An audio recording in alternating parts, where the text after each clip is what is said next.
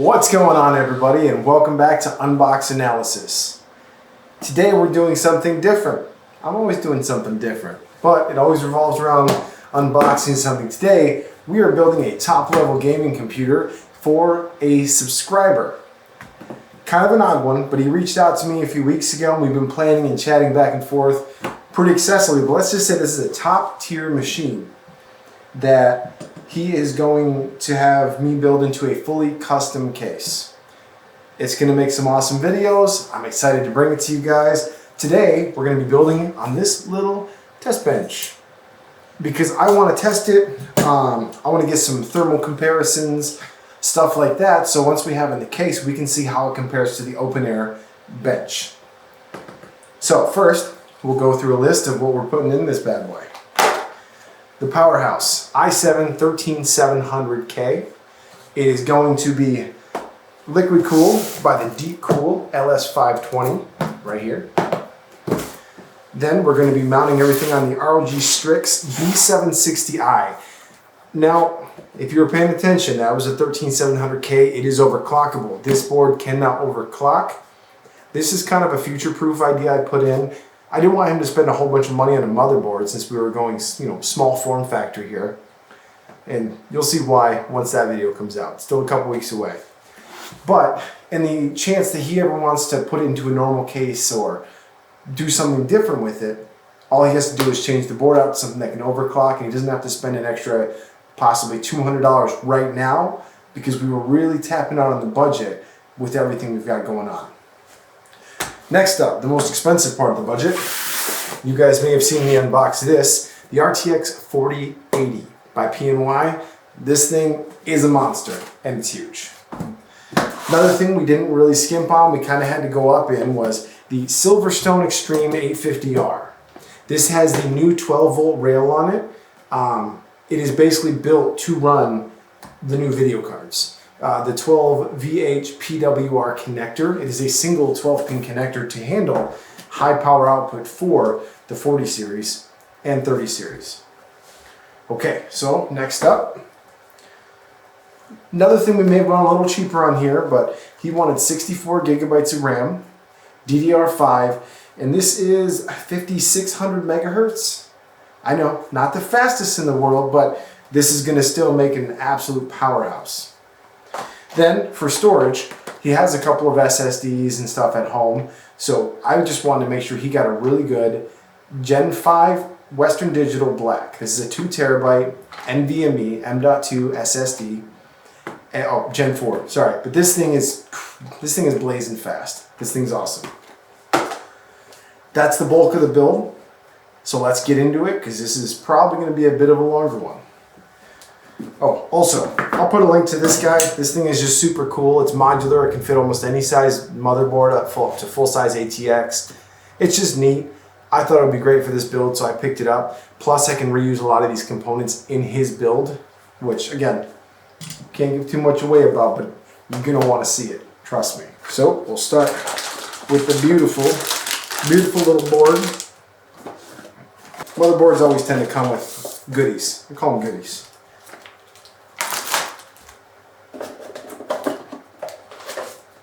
That's kind of cool. Wow, that's shiny. Oh, those are stickers. Ooh, those are nice. Those are some real nice stickers. Check those guys out. Ooh. So, got some stickers.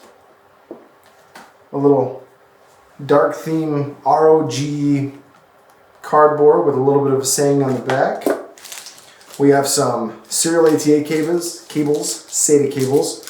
Won't be using those for now. Looks like we have a USB header, a couple extra M.2 screws. If you guys buy a new motherboard, don't lose these. Other screws, the threads, they don't fit. Don't lose those. Zip ties, USB 2.0 header.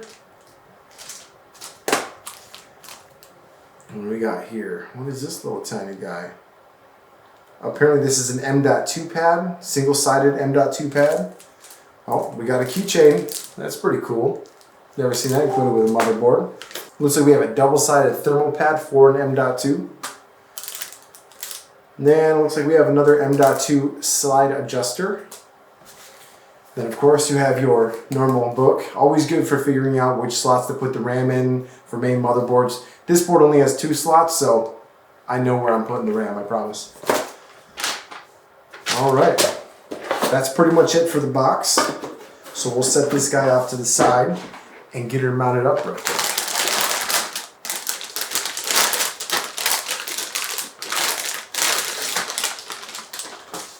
Let's take a peek here. That is a good looking board. We can go over the I/O as well. So on the back here we have 2 USB Type-C Thunderbolt ports, 3 USB 2.0 ports, or 3.0 ports, probably 3.1, 3 USB 2.0 ports, HDMI and DisplayPort, and then 2.5 gig LAN. Also, this one is the Wi-Fi built-in one. Just, it's going to save us some hassle in the build. When he's home, he's going to be using a wire, but let's just say this build is going to be, it's going to be portable. So being a tiny little board, we only need to put 4 screws in it, which is super nice. Definitely trims down the workload a bit. Now I do imagine most people here have probably seen a build from Linus Tech Tips or something else, so pretty much the same thing here, except this build is going to lead into a much bigger video in the future. I'm not going to be showing benchmarks again here, so that is not what today's video is about. I will be doing benchmarks, but those are all for the next set. Okay, so that's enough screws for this. The last one, well, let's see if we can line her up a little bit. This is kind of a different type of bench setup here than I'm used to. There we go. All right. We'll tighten her down. She is nice and solid. So next up, let's go ahead and get that CPU in there. Take the cover off. Whew, a lot of little pins in there to mess up. Let's just avoid doing any of that business. Also, this is an interesting time to do this, but I'd kind of like to know what you guys are running. What are your builds? Let me know down below. I want to kind of just get a general idea as to the people who like my videos. You know, what do they run? They just have some crazy setup, or are they just doing moderate so they can game and get the best power for the dollar, I suppose. Okay, so main thing to look for when installing an Intel processor. You have a little tiny yellow triangle on the corner of the CPU. Then you will find that same triangle on the board. Okay, once we set the processor down in there, we put the tray over top and we lower this. Now these do take quite a bit of pressure. That is normal. Don't let it surprise you. That's just how it goes to get even pressure across the entire. You want to get even pressure across that multitude of pins. Very important to have even pressure, so just trust it, go with it, you'll be alright. Okay, next up, we're going to go ahead and slap the memory in this bad boy. I like to put the RAM, the memory in right after, because then you don't have to worry about things being in the way. You just kind of know where things are going to be at. It'll help you line everything else up later. Now, yeah, there's a few other ways to do it, but that's how we're doing it today. Alright. So, this memory is the Trident Z5 RGB. It's very good memory. This is what I have in my main system over there on the wall. So, simple enough. You're going to line up the pins, pull these 2 little guys back here, and in we go. You just bring it down nice and even. And then once it's down, you give her a firm click, and you're in. And then you repeat the same process for the other side. Click, click, good. It's installed. The difficult part about this is definitely going to be the GPU, because that thing is massive. So first, I'm thinking we'll get the power supply in here, then the AIO, and we'll do the video card last. So, let's try to mount this power supply. I've never mounted one in this thing before, so this will be an interesting thing to try out. Got some normal reading material. Looks like an extra plate, because this is an SFX power supply, so it's small. For those of you who haven't seen a power supply this small before, it's crazy. Like, look at this. This thing fits in the palm of my hand. It's tiny. Like, look at that. This is a Samsung Galaxy S22 Ultra. Look at the size difference. Holy crap. Super neat how small these guys are. I think they're super cool. I'm gonna go ahead and just mount it with the one screw here because it's a test bench and we're just gonna have it sitting down kind of doing its thing. So for this purpose here, this will be just fine. It's just gonna be a single screw in the back. That, you can see all of the different plug connectors here. Just a fun little add-on. When you're building a computer and you're getting cables, if you ever try to add a different cable, you got to make sure it comes from the exact power supply or you can run into some major issues. So just keep that in mind. So I'm going to go ahead and pull out the cables we're going to need. We'll need the power connector, CPU connector. This is the new 12-pin, 12V HPWR standard. One simple cable. That should be all the power we need for right now. I don't get to build super high-end computers very often, so I definitely enjoy this. The viewer, who did request to be unnamed, has thanked me over and over and over again, and every time I thank him because I get this opportunity. I don't have this amount of money to just blow on a computer. I mean, do I have a really high-end computer? Yes. But is it something I can afford to just build for a video? Unfortunately not. So this is the 24-pin connector for the motherboard. Simply enough, it's going to go there. And then this one will circle around and go in right here. And then this little tiny one goes right above it, right here. Make sure you guys can see that. I'll zoom in right here. Next up, we have this. Oh, so another really cool thing about these tiny SFX power supplies is they come with shorter cables because they're expecting you to put in a small build. I mean, you don't want enough to run across the full case and have to like stuff it into this tiny case. It defeats the purpose of the small form factor build, if you will. So the CPU one, gonna go right here. Got two clips. Once they're clipped in, you're good. And then over here, you look for the options: 12 volt, SATA, peripheral, EPS, and then PCIe. Now, let's open up the cooler, because the cooler is kind of just going to sit off to the side for now. I don't believe this is designed to quite hold that, but that's okay, because we just need the cooler to run for the benchmarks. This isn't any kind of permanent setup, just a little test bench, that's all.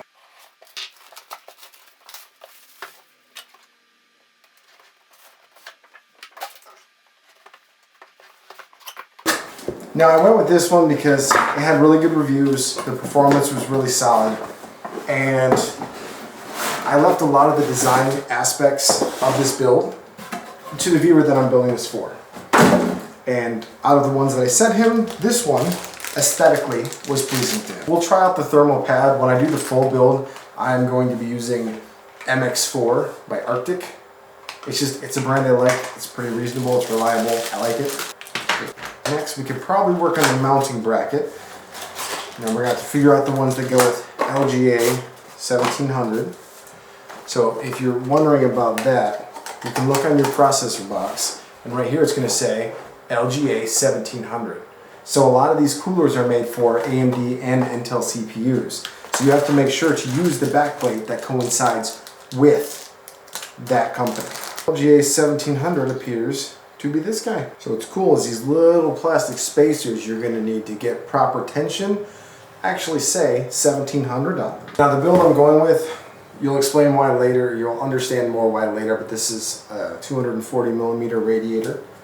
This is the one we're going to be rocking in this bad boy. So on the bottom here, I apologize, I need to get an overhead camera mount, so I'm just going to explain it the best I can, and then I'll try to show the camera before I mount it. I'll show you guys here in just a second. So that four corner piece we put that had the bolts coming out of it goes up from behind the board in the four corners around the CPU. Then you screw these guys on right here, these wings I would call them, and then the screws go through there and you tighten them down. I hope that is a somewhat good enough explanation. That may or may not make sense. I do promise that as the channel grows, I will continue investing whatever I can afford into it, which will involve better camera angles. It's not quite in the budget just yet, but I'm just gonna stick with it until it is, guys. You just keep watching, I'll keep making, unboxing, checking things out, stuff like that.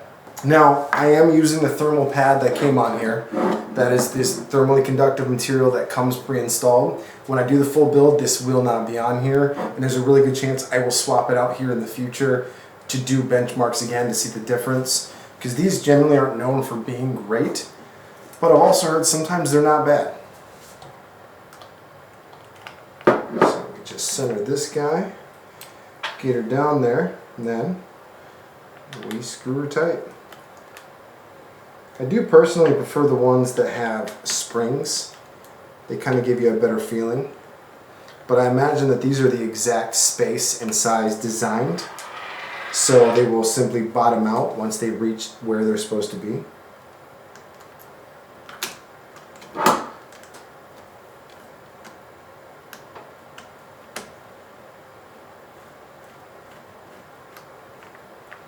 Now it is a good idea to get them all on first and then tighten them down.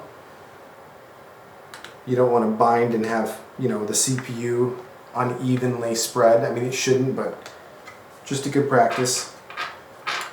Get them all on and then slowly go around and tighten. In a crisscross pattern would be your best bet.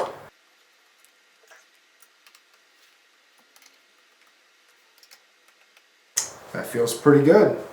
So again, this guy is kind of just going to sit off to the side for now. Maybe I'll 3D print something interesting to mount that. Actually, that sits there pretty well, but I still do have to put the fans on. Fans are important. These are the deep cool fans that will be going on there. They look nice, they look clean. Let me find the fan screws. I'm just going to tack them in with 2 for now, again, just for testing. And because I don't want this video to be crazy long for you guys. I just wanted to share this cool project I get to work on with you. Do a little bit of unboxing to some high-end parts, you know. It's always fun, right? These fans are actually super nice because where I'm screwing in, I did notice it's all rubber. So it's almost like having a rubber dampener already built into the fans. Fans cause vibration, and vibration causes rattling or humming noises, just all sorts of frequencies that can be super annoying, especially in a small form factor build. You know, you want things to be quiet, you want it to be working right, if you will.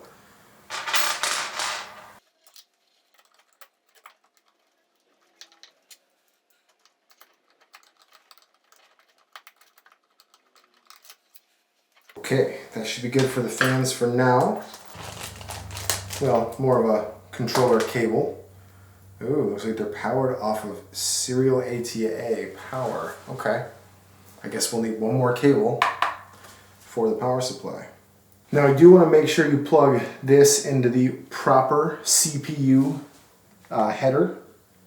Otherwise it'll cause an error and it won't boot because the computer will think that the CPU has no cooling installed. So I'm going to check into that here in just a second to figure out where that goes. Okay, this is super cool. This isn't something I've ever seen before. This fan has a built-in hub for the other fan. So you only need one connector running to it. That is super neat. Obviously, if I were to have noticed that, I could align these fans up better, but for now, we'll just plug it in. But that's pretty cool. So you can just run one fan straight across the other one wire, done. Now, every single AIO, I mean, they're all the different companies kind of do it different. So just make sure if you're lost, read your instructions, you know, watch some YouTube videos. That's always the easiest bet. SATA connectors look like they go right here, next to the word that says SATA. It also has an RGB controller. So if the board has RGB controller to work with Aura Sync or all sorts of other stuff, that's nice to have. I'm sure this board does have it. Alright, so right here in the manual, it's telling me where the Aura RGB header is. It appears to be right up here, the right side. So I will get this guy, that's a 4, there's the 3-pin right there. So that's the RGB that can be changed to match everything else. It can have multiple colors in one area, stuff like that. So this should look pretty nice. And it'll sync up with the rest of the system too, which is always nice. We got to put one more thing in before I get too far in or I won't have the space to do it.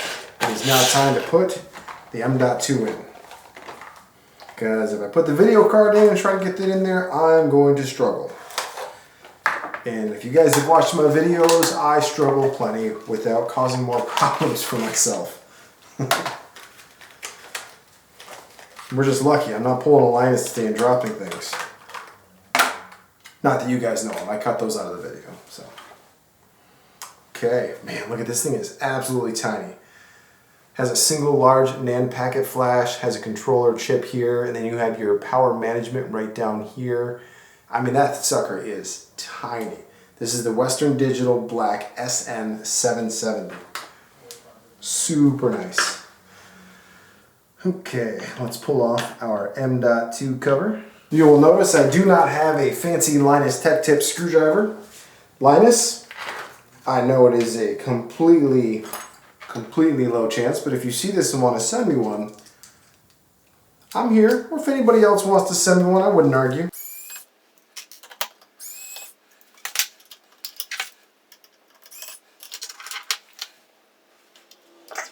Right down here, the M.2 slot has a pad with this blue sticky stuff on it. If you remove it, it's kind of going to help dissipate heat and just keep all the vibrations away from the M.2. So we're going to peel that back. We're going to put this crazy fast boy in here.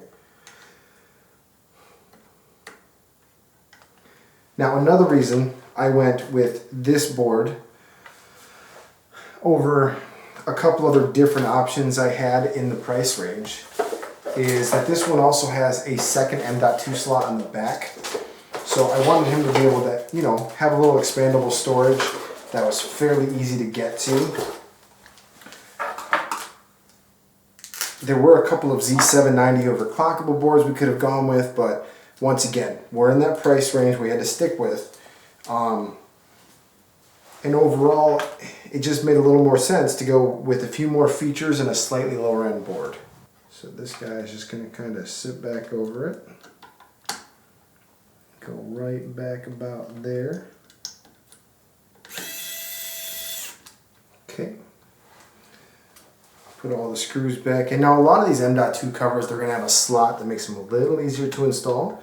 This one you kind of got to pay attention a little more, because this one has 3 screws holding it in instead of like a levering action that pushes down. Totally fine, not bad in any way, just different. This one requires a little more aim. Let's just say it requires a little more aim. Okay, we're making a huge mess here. Good times. Alright, M.2 is in, CPU is in, memory is in. Most of the connectors are in. Let's finish the connectors off here real quick. Okay, looks like our CPU fan header is down behind here, and it has a built-in AIO controller right next to it, so that's nice.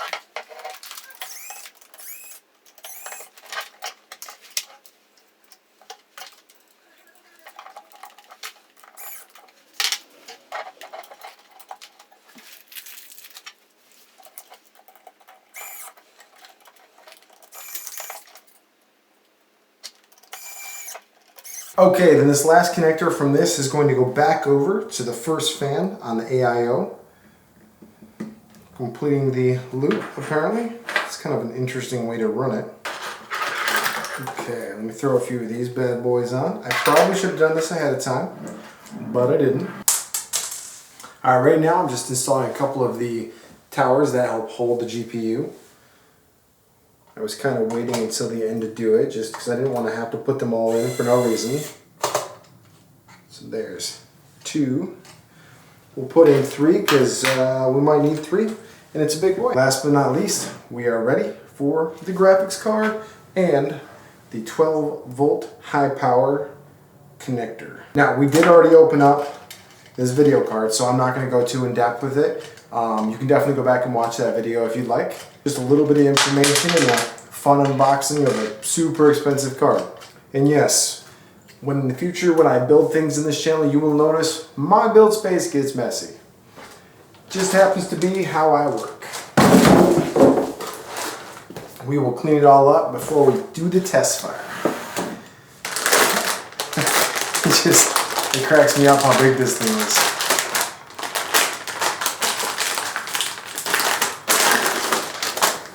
This thing is just a This thing is just a monster. Okay, let's put this monster in. Now obviously this is a ton of weight on that PCI Express slot. So this is just something you want to be careful with. No matter what you're installing it into, make sure this guy is supported before you take your hands completely off it. I'm sure this thing absolutely has the weight to just mangle that slot. Oh yeah, just double checking, making sure everything's looking good. It is. Now,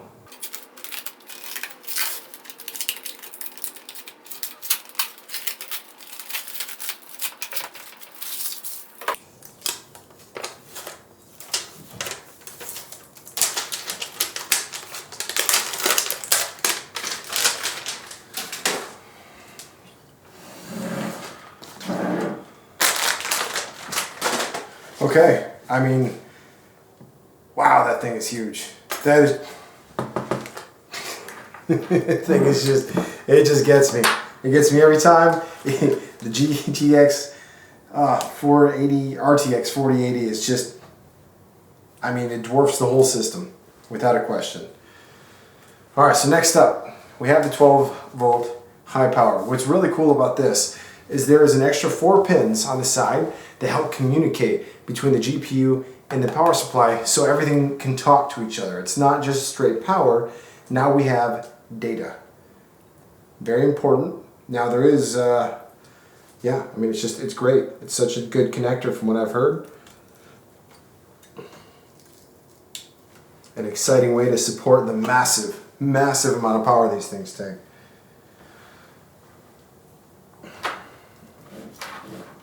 Now from all the research that I've done is this 850 should be enough to power this. They're saying that the new standard of power supplies, the SFX ones specifically, like Silverstone, super high-end brand, they're rated to be able to go to, I believe, double their peak for up to like a full 10 seconds or something like that, so they can handle the overpower a bit. So yeah. So let me clean this setup up. I'm going to get a monitor over here and we're going to give this guy a test. Okay, so the monitor hasn't come in yet. Should be in tomorrow, but for the purposes of this video, we just want to see it post and then we're going to be done for today. So let's give it a go.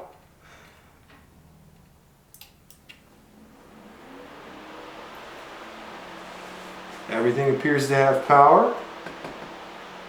Good signs so far.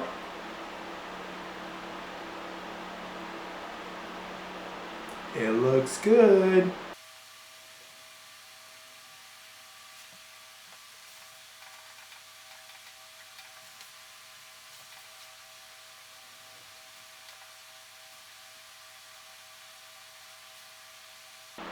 Okay. Took me a second. I had to get the input right on the TV. It's not exactly great, but look at that. We posted. So we have DDR5 running at 4000 megahertz. Obviously I'll set up the XMP profile for that. Now keep in mind, I'll do a lot of the extra stuff in the end, but I just wanted to make sure this sucker posted and ran.